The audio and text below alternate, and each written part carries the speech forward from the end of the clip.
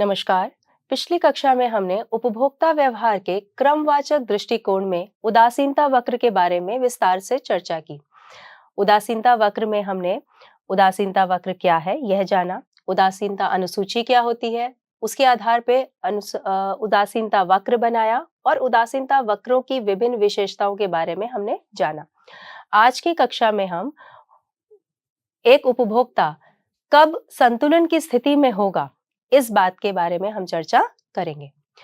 तो यदि उपभोक्ता संतुलन की हमें बात करनी है तो हमें सबसे पहले यह पता होना चाहिए कि बजट लाइन क्या होती है या बजट रेखा क्या है। तो बजट लाइन को सबसे पहले हम जानेंगे।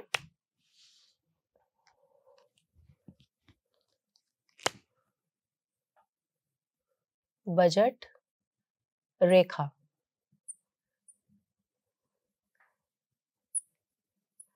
या बजट लाइन।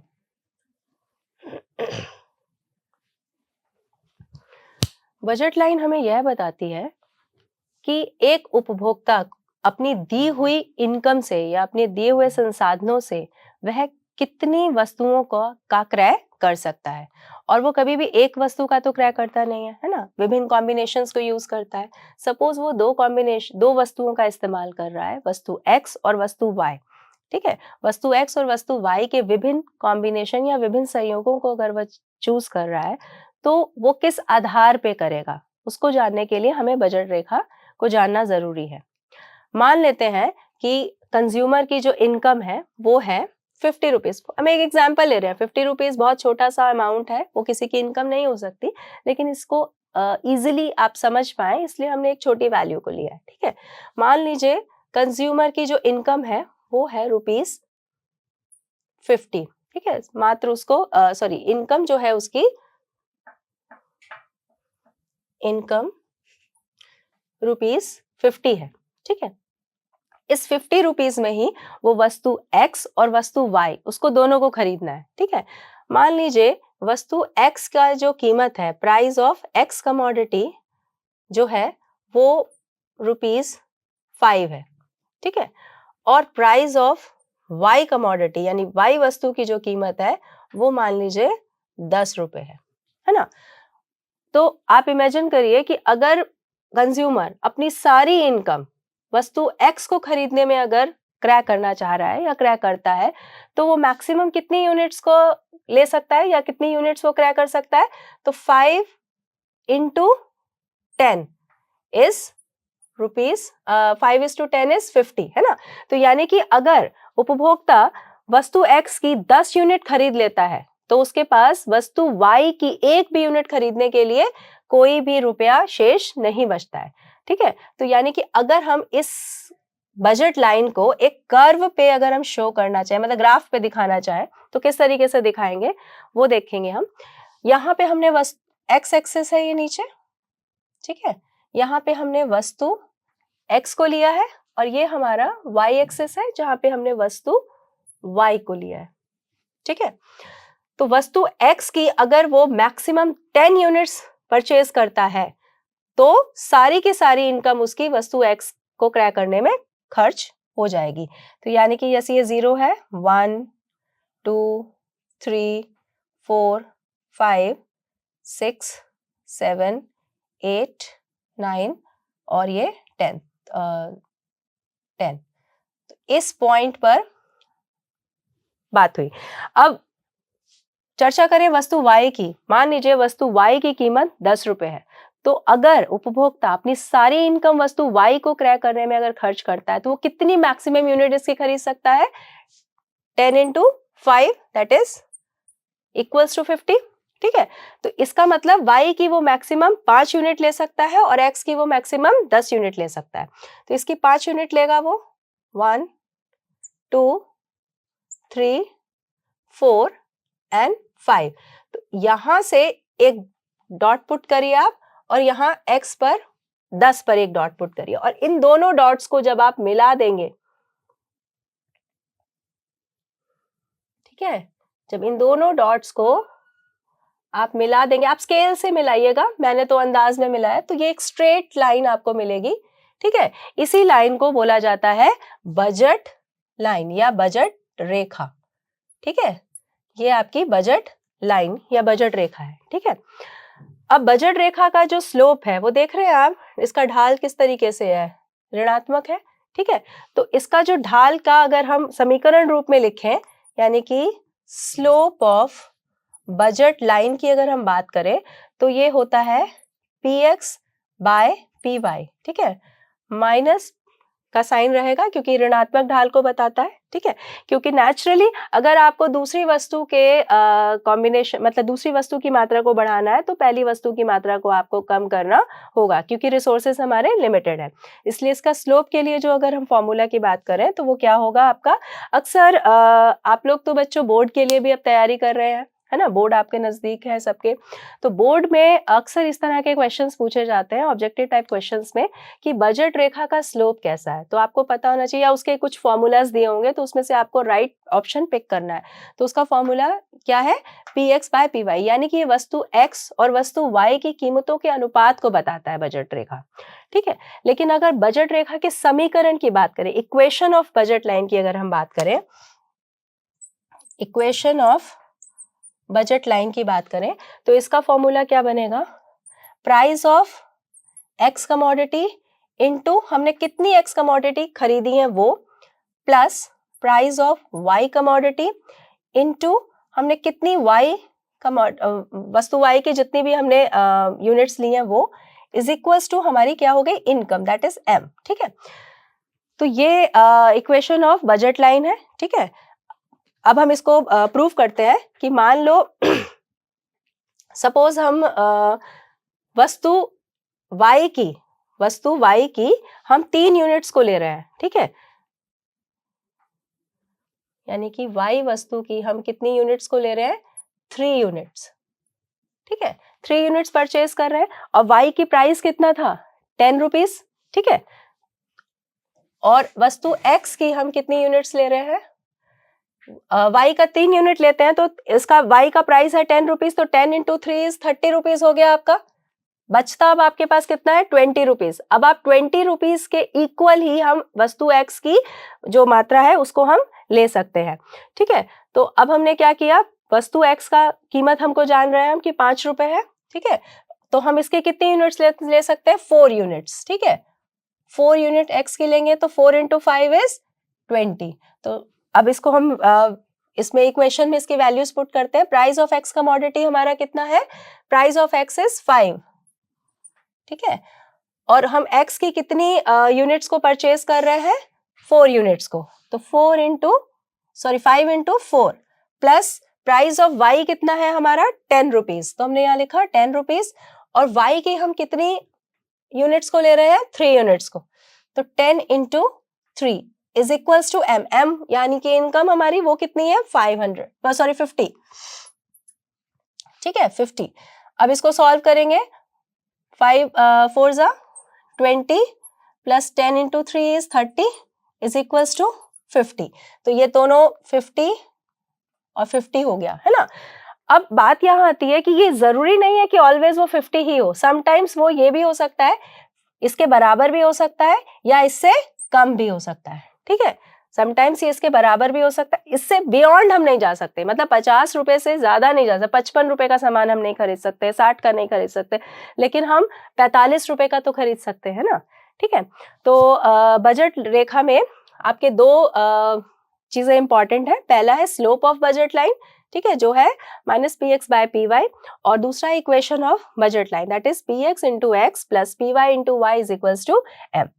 अब आगे हम चर्चा करेंगे कि इसके आधार पर बजट रेखा हमने जान ली, इंडिफरेंस कर्व के बारे में भी हमने जान लिया। अब हम जानेंगे कि उपभोक्ता को संतुलन किस बिंदु पर मिलेगा। ठीक है, अगर हमें जानना है कि उपभोक्ता को संतुष्टि कहाँ मिल रही है, ठीक है, उदासीनता वक्र के केस में, तो हम ये देखेंगे कि जिस बिंदु पर आईसी कर्व, जिस बिंदु पे आईसी बजट रेखा को स्पर्श करता है, ठीक है, वो बिंदु उपभोक्ता संतुलन का बिंदु होगा। सपोज ये हमारा आईसी कर्व है, ठीक है, ये इस बिंदु ई पर बजट रेखा को स्पर्श कर रहा है, तो ये जो बिंदु ई है ये उपभोक्ता संतुलन का बिंदु होगा। ठीक है, इस बिंदु E पर दो कंडीशंस होनी चाहिए। ठीक है, वो उपभोक्ता संतुलन के लिए दो कंडीशंस हमारे पास होनी चाहिए। वो दो कंडीशंस क्या है? उपभोक्ता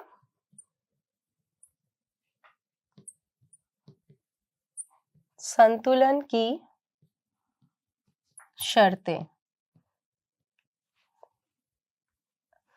उपभोक्ता संतुलन की दो शर्तें होनी चाहिए। सबसे पहली शर्त, जहां पर आईसी बजट लाइन को स्पर्श करेगा वहां पर, अच्छा आपको पहले पता है कि जो हमारा आईसी है ये आपका कॉन्वेक्स है ना, देख रहे हैं मूल बिंदु की ओर, ये उन्नतोदर है। ठीक है, ये क्यों है? क्योंकि मार्जिनल रेट ऑफ सब्स्टिट्यूशन जो है वो कैसी है? डिक्रीजिंग रेट में है, यानी घटती दर में है। ठीक है, तो इसका मतलब हुआ कि अगर हमको वस्तु x की मात्रा को बढ़ाना है तो वस्तु y की मात्रा को कम करना होगा। और ये minus delta y by delta x, delta y मतलब change in commodity y and change in commodity x। ठीक है, तो ये जो है फॉर्मूला जो हमने लिखा है, ये किसको दर्शा रहा है? मार्जिनल रेट ऑफ सब्स्टिट्यूशन को। ठीक है, तो इस बिंदु पर यानी उपभोक्ता संतुलन के बिंदु पे सीमांत प्रतिस्थापन की दर बराबर होनी चाहिए बजट लाइन के स्लोप के। ठीक है, और बजट लाइन के स्लोप का फॉर्मूला इससे पहले हमने आपको बताया था minus P X by P Y. तो पहली कंडीशन क्या हुई हमारी कि marginal rate of substitution of X Y should be equal to the slope of budget line. ये दोनों एक दूसरे के बराबर होने चाहिए। तो ये यहाँ पर बराबर हो रहे हैं, यहाँ पे एक दूसरे को स्पर्श कर रहे हैं, इसका मतलब वो एक दूसरे के बराबर है। ठीक है, दूसरी कंडीशन है कि भले वो इसको स्पर्श कर रहा है, ठीक है, लेकिन इसके साथ साथ यहां पर इसकी पोजीशन कैसी होनी चाहिए? कॉन्वेक्स। ठीक है, इस बिंदु पर, संतुलन के बिंदु पर पोजीशन, आईसी कर्व की पोजीशन कैसी होनी चाहिए? आईसी कैसा होना चाहिए? Convex. IC should be convex to origin. ठीक है, IC should be convex to the origin. ठीक है, इस बिंदु पर आईसी को कॉन्वेक्स होना चाहिए। अगर सपोज एक और हमारे पास, मान लो एक ये आईसी भी है मेरे पास में, ठीक है, सपोज ये है, ठीक है, इसके इस बिंदु पर मान लो ये एक और आईसी है, ठीक है, ऐसे, तो इस बिंदु पर यहां पे ये स्पर्श कर रहा है। ठीक है, ये मान लो अगर हमारा सपोज ये IC1 है, दैट इज IC2। ठीक है, तो IC1 यहाँ पर ये भी बजट लाइन को स्पर्श कर रहा है। अगर वो स्पर्श कर रहा है तो इसका मतलब यहाँ पे marginal rate of substitution plus slope of budget line दोनों एक दूसरे के बराबर हुए, लेकिन यहाँ पर ये कॉन्वेक्स टू ओरिजिन नहीं है, इसलिए इस बिंदु पर उपभोक्ता संतुलन के स्तर पर नहीं होगा। उपभोक्ता संतुलन के स्तर पर कब होगा? जब ये दोनों कंडीशन जो है वो वर्क करेंगी। ठीक है, कंडीशन 1 एंड कंडीशन 2, तभी उपभोक्ता को संतुलन में माना जाएगा। उपभोक्ता का संतुलन का मतलब क्या हुआ? ये वो बिंदु है जिसपे उपभोक्ता ये चूज करेगा कि उसको कौन सा कॉम्बिनेशन लेना है। उपभोक्ता वो कॉम्बिनेशन चूज कर लेगा जिस कॉम्बिनेशन का वो उपभोग वास्तव में कर रहा है, और इसको चूज करते वक्त वो अपने बजट का भी ध्यान रखेगा। तो बच्चों इसी के साथ हमारा उदासीनता वक्र का जो कॉन्सेप्ट था वो कंप्लीट होता है। अब हम इस पूरे चैप्टर की, जो हमारा चैप्टर 2 है, जिसमें हमने उपभोक्ता व्यवहार के बारे में पढ़ा है, जिसमें बेसिकली उपयोगिता की बात की हमने। उपयोगिता के 2 दृष्टिकोण थे हमारे, जल्दी से हम इनको थोड़ा सा रिवाइज कर लेते हैं। ठीक है ना, तो हमारी जो उपयोगिता थी, यूटिलिटी यानी कि, है ना, यूटिलिटी, उपयोगिता या यूटिलिटी का मतलब क्या है? Want satisfying power of a commodity. किसी भी वस्तु के अंदर किसी भी आवश्यकता को संतुष्ट करने की जो शक्ति होती है उसे हम उपयोगिता कहते हैं। और अर्थशास्त्र में बच्चों, जैसा कि हमने पहले भी चर्चा की थी कि उपयोगिता का संबंध नैतिकता से नहीं होता है। जैसे मान लीजिए एक शराब पीने वाले को शराब से उपयोगिता मिलती है, ठीक है, तो इसलिए उससे उसको उपयोगिता मिल रही है और वो उसके लिए उपयोगी है, उसका नैतिकता से संबंध नहीं है। हालांकि शराब जो है वो स्वास्थ्य के लिए हानिकारक होती है। अब उपयोगिता के हमने दो दृष्टिकोण पढ़े थे। पहला दृष्टिकोण था हमारा गणनावाचक दृष्टिकोण,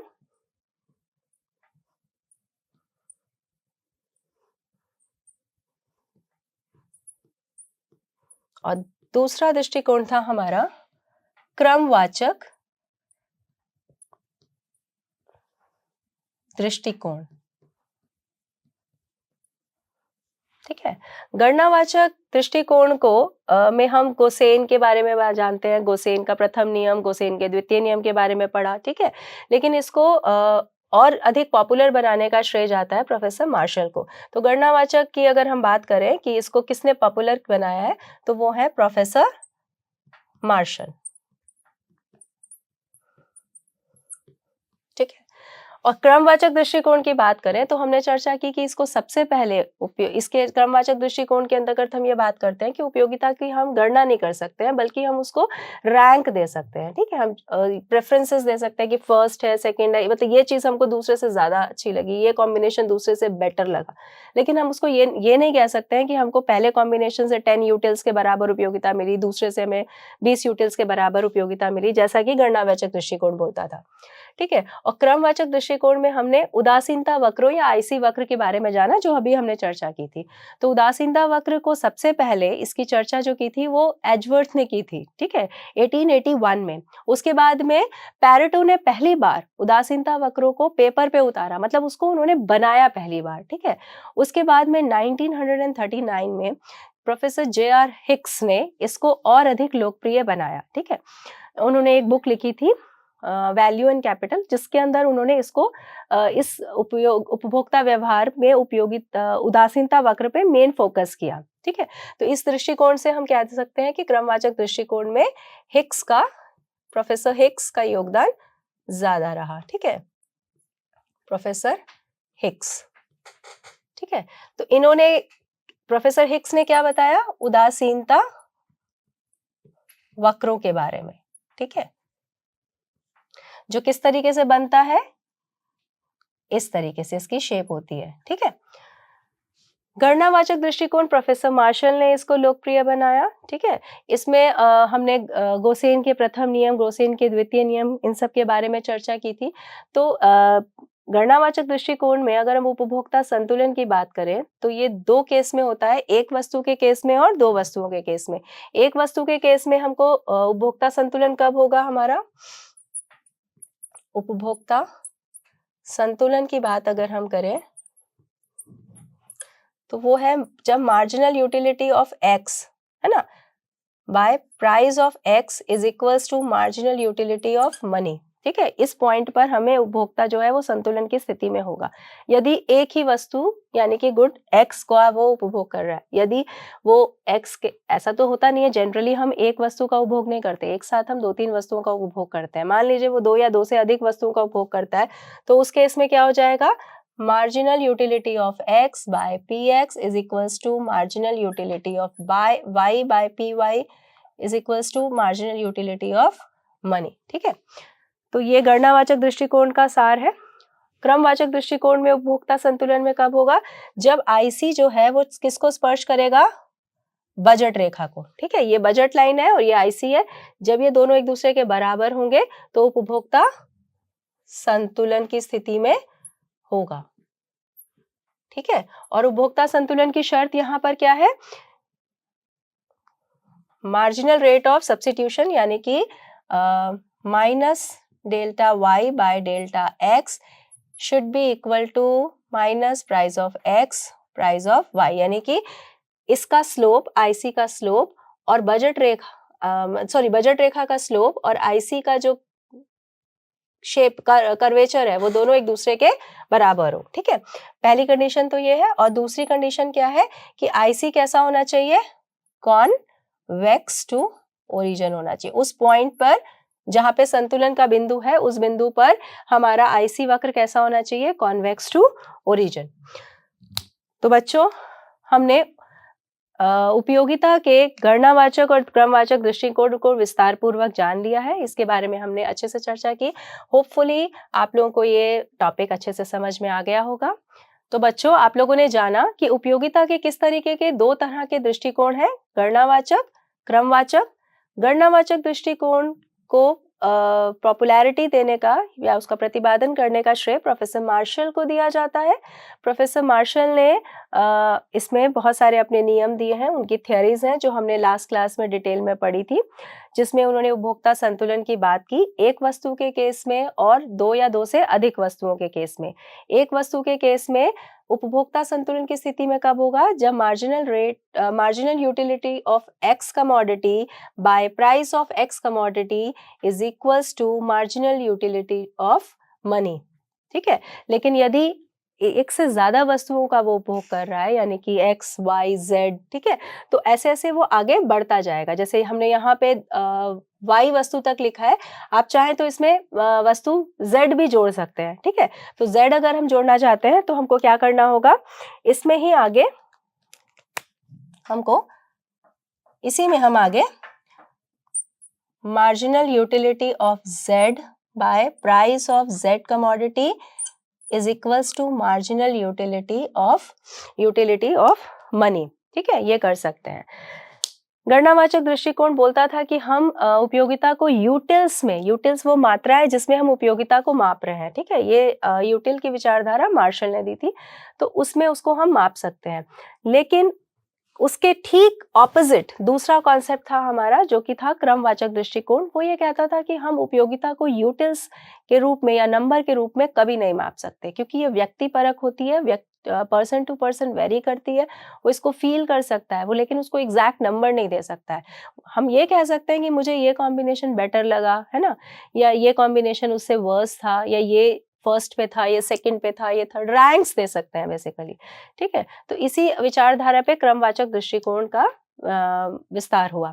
क्रमवाचक दृष्टिकोण को पॉपुलैरिटी देने का काम हिक्स का है, लेकिन इससे पहले भी इस पर काम हुआ है, जिनमें प्रोफेसर एडवर्थ, पैरेटो, फिशर जैसे अर्थशास्त्रियों का नाम सामने आता है। प्रोफेसर हिक्स ने 1939 में अपनी बुक में इसको बहुत विस्तार से समझाया। उदासीनता वक्र को बेसिकली उन्होंने पॉपुलैरिटी दी। ठीक है, उदासीनता वक्र 2 वस्तुओं के विभिन्न कॉम्बिनेशंस को बताता है, जो ये बताता है कि जिस पर उपभोक्ता को समान संतुष्टि मिलती है। ठीक है, तो उदासीनता वक्र जो है वो बाएं से दाएं नीचे की ओर गिरता हुआ होता है। इसकी शेप कॉन्वेक्स टू ओरिजिन होती है, जिसका कारण है घटती हुई सीमांत प्रतिस्थापन दर। अक्सर एग्जाम में ये क्वेश्चन पूछा जाता है कि उदासीनता वक्र की जो शेप है वो कॉन्वेक्स टू ओरिजिन क्यों होती है। तो आपको ये पता होना चाहिए कि कॉन्वेक्स टू ओरिजिन इसलिए है क्योंकि इसमें सीमांत प्रतिस्थापन की दर घटती हुई होती है। ठीक है, इसके ठीक उल्टी शेप होती है कॉनकेव टू ओरिजिन, जो पीपीसी के केस में था, प्रोडक्शन पॉसिबिलिटी में। तो उसमें क्या होता था, उसकी शेप किस तरह की थी, पीपीसी की शेप इस तरीके से।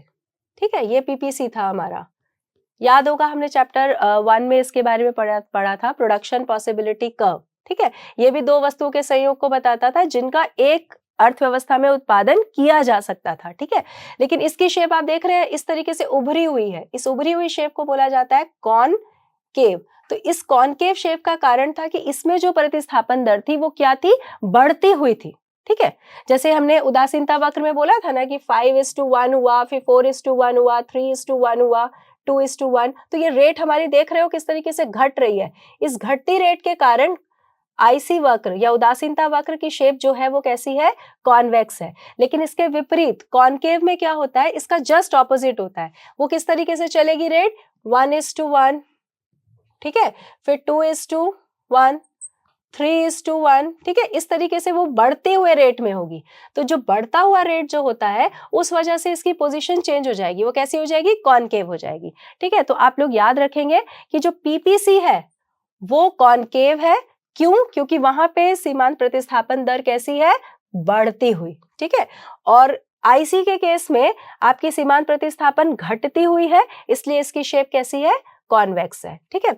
तो अब बात करें अगर उदासीनता वक्र की, हम बात कर रहे थे ये कॉन्वेक्स होता है, और जब ये कॉन्वेक्स उदासीनता वक्र बजट रेखा को, हमारी जो बजट लाइन होती है उपभोक्ता की, उसको जहां पर वो स्पर्श करता है वहां पर उपभोक्ता संतुलन के बिंदु पर होता है। लेकिन स्पर्श कर लेना ही पर्याप्त नहीं है, बल्कि 2 कंडीशंस को फुलफिल करना जरूरी है। वो 2 कंडीशंस हमारी क्या है? पहली हमारी ये कंडीशन है कि इस आईसी की जो घटती हुई सीमांत प्रतिस्थापन दर है, यानी कि minus delta Y by delta X, बराबर होनी चाहिए बजट लाइन के स्लोप के। बजट लाइन का स्लोप क्या दिखाता है? वस्तु एक्स और वस्तु वाई की कीमतों के अनुपात या रेशियो को बताता है, ठीक है। तो ये दोनों एक दूसरे के बराबर होने चाहिए, पहली कंडीशन। दूसरी कंडीशन, जहां पे वो उसको स्पर्श करेगा वहां पर इसकी जो शेप है उपभोक्ता आईसी कर्व की या उपयोगिता उदासीनता वक्र की जो शेप है वो कैसी होनी चाहिए? कॉन्वेक्स टू ओरिजिन, ठीक है। तो आई होप आपको ये चैप्टर अच्छे से समझ में आया होगा। उपयोगिता के गणनावाचक और क्रमवाचक दृष्टिकोण को आपने डिटेल में जान लिया, इसको समझ लिया। अब मुझे उम्मीद है कि आप इससे संबंधित प्रश्नों का आंसर अच्छे से कर पाएंगे। मुझे आशा है कि आप इस चैप्टर को अच्छे से समझ चुके हैं और इसके प्रश्नों के उत्तर आप अच्छे से दे पाएंगे। इस चैप्टर के बाद हम आगे बढ़ते हुए, इसी क्रम में अगर हम आगे बढ़े तो हम मांग के बारे में जानेंगे कि डिमांड क्या होती है, ठीक है। तो साधारण शब्दों में हम बात करते हैं तो इच्छा, जो हम लोग कुछ भी अपने मम्मी पापा से मांग लेते हैं, मुझे आज ये चाहिए, है ना, मुझे आगरा जाना है या मुझे अमेरिका जाना है, ठीक है। तो इस तरह की बातें, या मुझे मोटरसाइकिल चाहिए, मुझे कार चाहिए, है ना, इस तरह की इच्छाएं जो हम जागृत करते हैं या इच्छाएं जो हम अपने पेरेंट्स के सामने रखते हैं, वो भी हम साधारण भाषा में उसको मांग मान लेते हैं। लेकिन नहीं, वास्तव में अर्थशास्त्र में अगर हम बात करें तो मांग बहुत अलग कॉन्सेप्ट है, ठीक है। तो नेक्स्ट क्लास में मांग अर्थशास्त्र के कॉन्सेप्ट में क्या होती है, ठीक है, अर्थशास्त्र के कॉन्टेक्स्ट की अगर हम बात करें तो मांग क्या होती है, इसको हम अगले कक्षा में डिटेल में पढ़ेंगे और जानेंगे। Thank you.